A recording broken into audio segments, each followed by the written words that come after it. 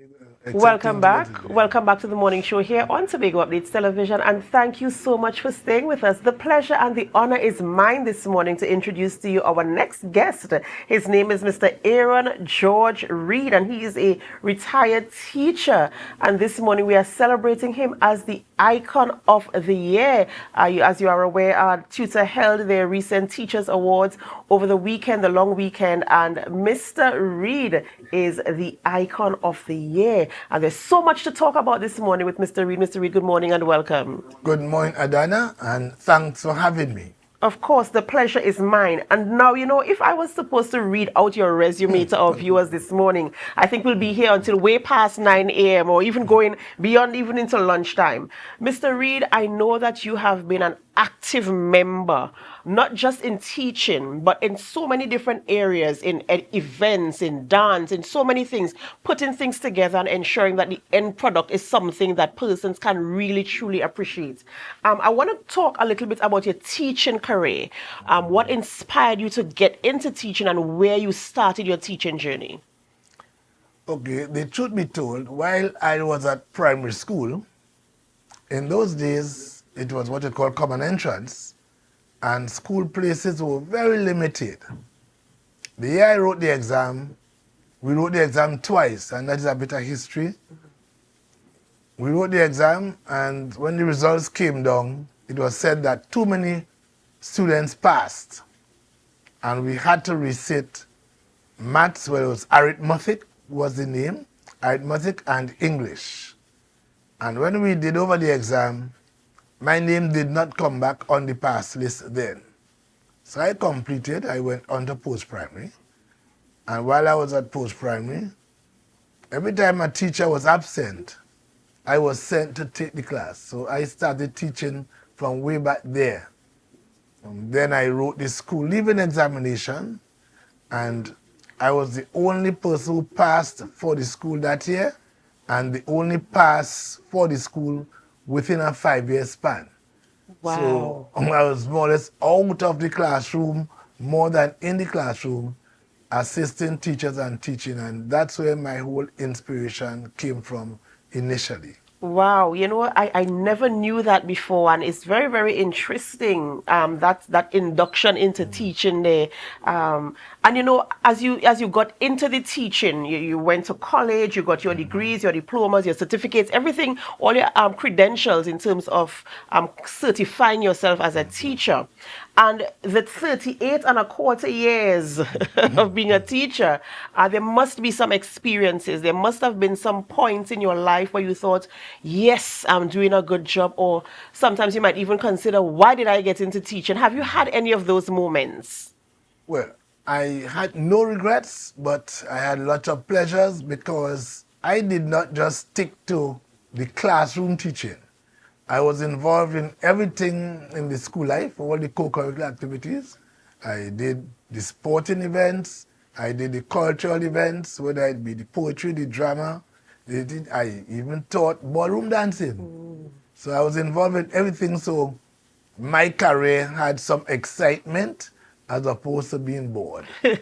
And talking about the things that you were involved with, I will just read a few of your achievements for our viewers. Your teacher's diploma from Valsayn Teachers College, your certificate in public administration from the University of the West Indies, professional certificate in events management from the George Washington University of the USA, certificate of participation, Introduction to Law from the University of the West Indies, extramural studies, and the list goes on. We have bronze medals for ballroom dancing, Latin dancing, and there's so many things. And I wanted to ask you this very, very important question. And I think it's something that a lot of people need to pay attention to. You not just teaching, but you were a part of the extracurricular activities like the ballroom dancing, event management. You got involved in so many different things. Why do you think it is important to branch out, or at least to have some sort of experience or knowledge in all these different areas to make the whole package a holistic package? One of the things that you must try to be a holistic or a wholesome person. And when you do that, you gain so much experiences. and you are giving, you are sharing yourself, you are assisting society, and that was my thing, so assisting society. So whatever little skill the Lord gave me, little talent, I share it. I never believed in lighting your candle and putting it under a bushel. He says, let your light so shine that men may see your good works. That's And right. that's what I did. And added to all of that, I always believed when you are involved in anything or placed anywhere, you must make a difference. It cannot be same old, else it didn't worth you being there. I like that. Very, very sound advice and encouragement there. And you know, in your years of service, whether it be in the classroom, on the dance floor, whether it be in planning events or whatever you found yourself doing, what are some of your high points in terms of your most memorable moments? And I know there would be a lot because we're talking about a not expanse of years and experiences, meeting a lot of different people, going to different countries, doing all sorts of things and engaging. So, what are some of your most memorable Well, moments? if I take from on top, come down, well, one, going abroad as the manager of the Signal Hill Alumni Choir and hosting the shows abroad. That was a big thing for me. Another one is when the 2007, when the government of Turks and Caicos invited me to produce and manage the opening ceremony for Character Games. I didn't even know where Turks and Caicos was. Right. But a phone call came based on what somebody from there saw happening at Dwight York Stadium at the Character Games 2005. Right. So I got it for that was another big one. And but my whole heart is my time at Palatuve, where I was, if I use the term, fully in charge. Make or break, I would have been responsible. So I had to function, and I was able, as I use the term, and the records are there, transform the school and community.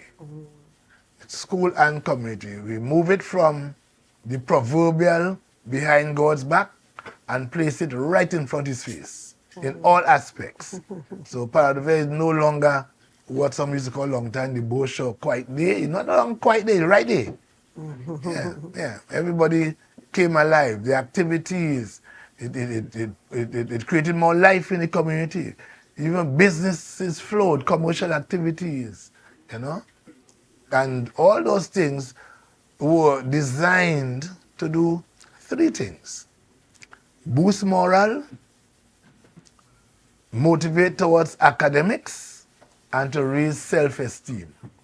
And that is why the school was able to progress academically. And I know Palatuve is Palatuve Anglican is your baby, you know, and I was waiting to come to that, but you got there before me, and I know you really enjoyed your time there. In fact, I think is at that school is where I met you for the first time, and I saw your passion, Mr. Reid, and your approach. In terms of problem solving, thinking quickly on your feet and bringing results, you know, very result oriented guy. This Mr. Reid is a result oriented guy. Right.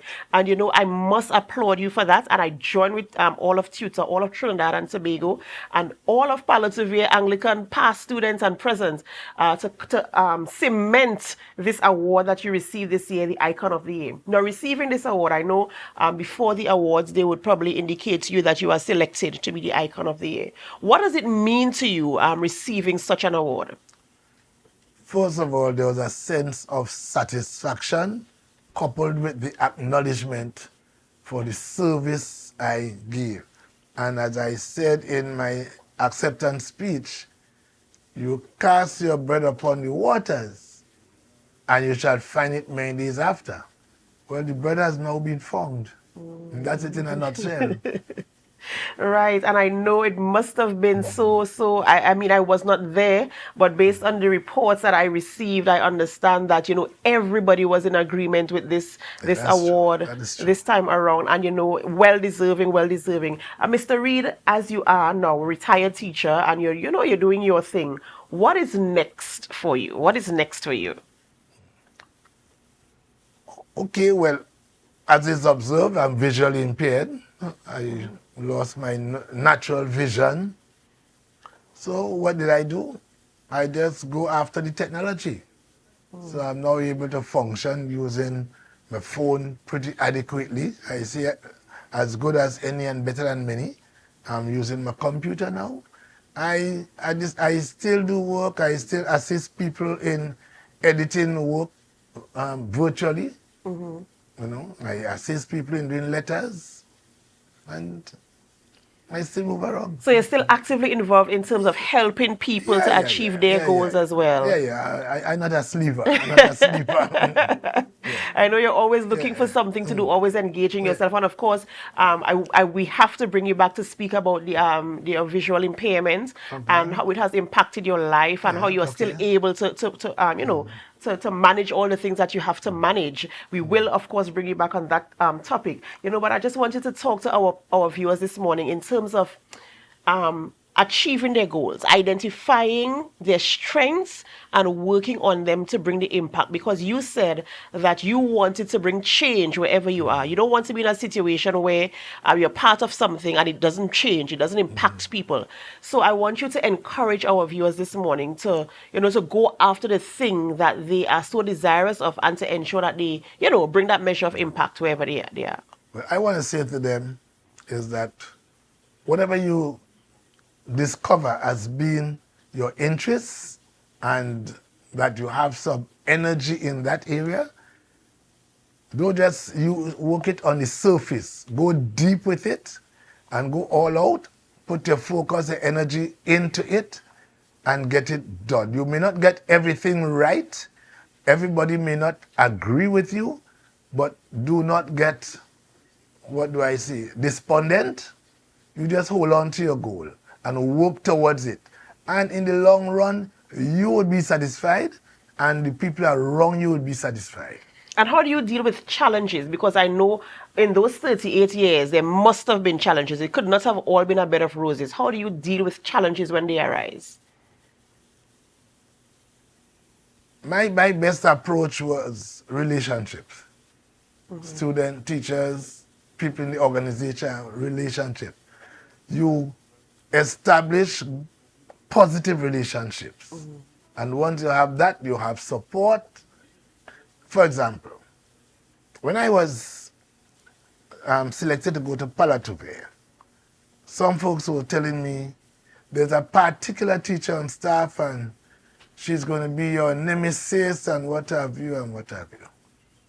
But I'm not the type of person who take them say and make that the rule of thumb. I got to get my own experience. I got to the staff, first day, and the supervisor came and introduced me, handed me over and stuff.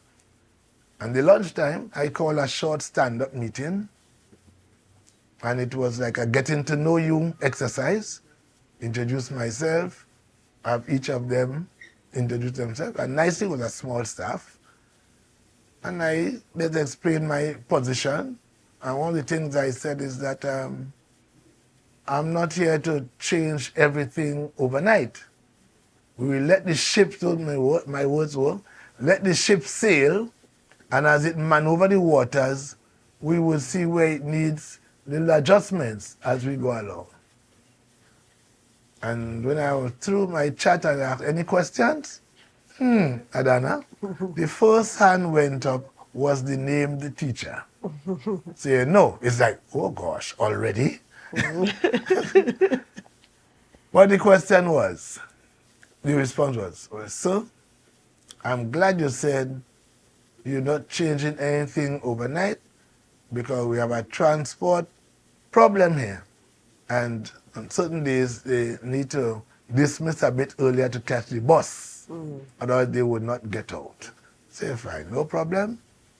like I said, we let the ship sail and we adjust as we go along, because in the adjustment, the day may come when everybody on staff has a car. So they would have need to dismiss early. Right. But we will sail along until that time comes. And I never had a problem. My success in Paraguay was working with a healthy relationship with my staff. And to this day, we still have that relationship. Yeah, to this day. Yeah, healthy relationship. The reason why we could have had that sport and family on a public holiday is because the staff and the principal took an agreement on it. It's not that the principal said, this is what we would do. Right. You call a meeting, you discuss with the staff, you make your points. The one was the size of the community and the population, because it's very, very small. And you establish, well, if you were to host that event on a normal working day, there would be nobody. Because the parents are very few and they have their business, go to town, who going to work, who going to scrap with the shop, whatever. And up there I learned the term pay week and trust week. So you have to pick which week you want to do your stuff. There are people, if you do it on trust week, you get people inside but they have no money. If you don't have pay week, they're going for money, but so nobody in the village is empty. So you have to pick and choose. So we agreed this. Let's look for a public holiday, where we get maximum support. And I scanned the calendar, and we came up with that date, May 30th arrival day. And those days, Tobago had no activity there. People were afraid of rain. Right. Yeah, but we were not scared because our turf, so to speak, that we were working on was asphalt on the road in front of the school, between the school and the sea, just that strip. No big recreation ground. But using my skills, we structured events and fit everything within that space. That's right. A measurement that would give you a total of about 60 meters. We break that up to the full length. We call it 100. We cut down a piece and call that 80, and so on. So you run 100 meters, but really 60, and things like that. And we got all the prizes. The boat race. The boat race started with one guy the first year. That was not on the list of sporting events. And one guy came to me, he said, sir, them guys challenged me. They want a race. He gave $100. They are putting down this winner take all. So actually the first prize for the boat race that year was $100. And they went out and did the race, and he won the race actually. But so from onwards, I started getting sponsorship for it until, I think when I left, it was up to maybe 2005 or something like that. Wow. And that boats from all over Tobago come in. So actually, I'm saying here, that structured pirogue boat racing started in Palatube. Another activity that started in Palatube, and we didn't patent it, you go to sporting events and you see people doing an activity called musical hoops. We know musical chairs, but they have the hoops on the ground and your dancer move around and jump into the hoops. That started in Palatube. Right. Yeah, we started that there. Yeah. One, we didn't have enough chairs to take from the people and let them stand up and use the chairs. And two, chairs were cumbersome to move out. And we tried with the hoops. Try to the train first before the sports day, and then work it there. Wow. And that's where it started. Innovation. That's where it started. That's right. I wish I could sit here all morning and go down memory lane with you, because I'm so excited to hear about all the things that you did back then. And I also had my experience in terms of you planning events and planning and managing events rather successfully. So again, I must say congratulations to you, and the Icon Award of 2025 is well deserved. And I'm happy that you are here to receive it and to acknowledge it, and of course all of your colleagues also agreeing that you are the right man for this year to receive the Icon of the Year award. Ladies and gentlemen, we're so happy that you stayed with us this morning as we have this really, really important and feel-good conversation this morning with Mr. Aaron Reid, who is the Icon of the Year 2025 as tutors celebrated their Teachers Get Together. This is where we end the morning show, unfortunately, but it's not where we end our programming. We head on over to GMT, which is Good Morning Tobago, and we do hope that you can stay with us. And as you stay, we invite you to help us. Share the live, share the live, share the live.